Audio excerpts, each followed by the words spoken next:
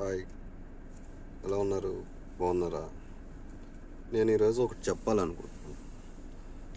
అదేంటంటే, డ్రైవర్ ఉద్యోగం చాలా ప్రమాదకరమైంది. కానీ అయినా కూడా మనం అదే ఎంచుకొని అదే చేస్తాం. ఏదన్నా కానీ ఎంచుకున్న తర్వాత తప్పదు, చేస్తాం. మన బండి నీట్గా ఉండిద్ది, మనము నీట్గా ఉంటాం, బాగుంటాం. నేను చెప్పేది వర్షన్ ఏంటంటే, ఈరోజు హైవేలో జర్నీ చేసేటప్పుడు 100, 90 వెళ్తాం. వెళ్ళే స్పీడే అది వెళ్తాం. కొంతమంది ఇంకా బాగా వెళ్తూ ఉంటారు. నేనేం చెప్తానంటే, హైవేలో వెళ్ళేటప్పుడు లారీ డ్రైవర్లు కొద్దిగా పొరపాట్లు చేస్తున్నారండి. కొద్దిగా ఆలోచించి, మీరు కూడా డ్రైవర్లు కాబట్టి నేను చెప్తున్నాను. మీరు హైవేలో వెళ్ళేటప్పుడు వెనకాల వెహికల్స్ వస్తూ ఉంటాయి. మీరు వెళ్ళేది 80, 60, 70 వెళ్తూ ఉంటారు. పర్లేదు. ఆ స్పీడ్కి కూడా మీరు వెనకాల వెహికల్స్ ఎలా వస్తున్నాయా లేదని ఒకసారి మిల్లర్స్ చూసుకొని, మిల్లర్స్ ఉంటాయి మనకి, మిల్లర్స్ చూసుకొని అప్పుడు మీరు డ్రైవ్ చేయండి.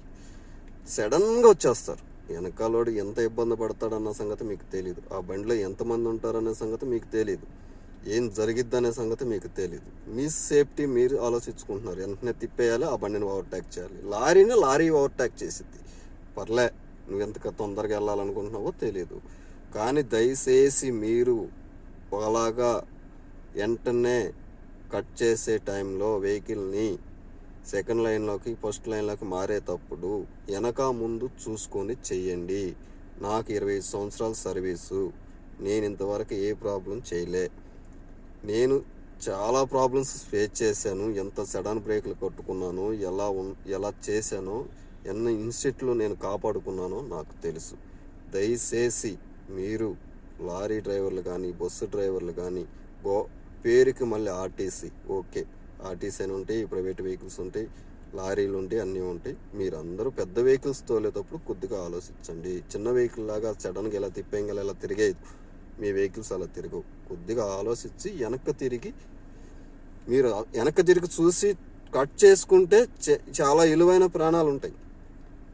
వెనకాల బండిలో, కారులో పిల్లలు ఉంటారు, ముసలోళ్ళు ఉంటారు, చాలామంది ఉంటారు. వాళ్ళకి ఇంటికాడ చాలామంది ఉంటారు, ఫ్యామిలీస్ ఉంటాయి. ఆలోచించుకొని దయచేసి తప్పుగా అనుకోవద్దు. నా వీడియోని జాగ్రత్తగా చేయండి సార్, అంతే.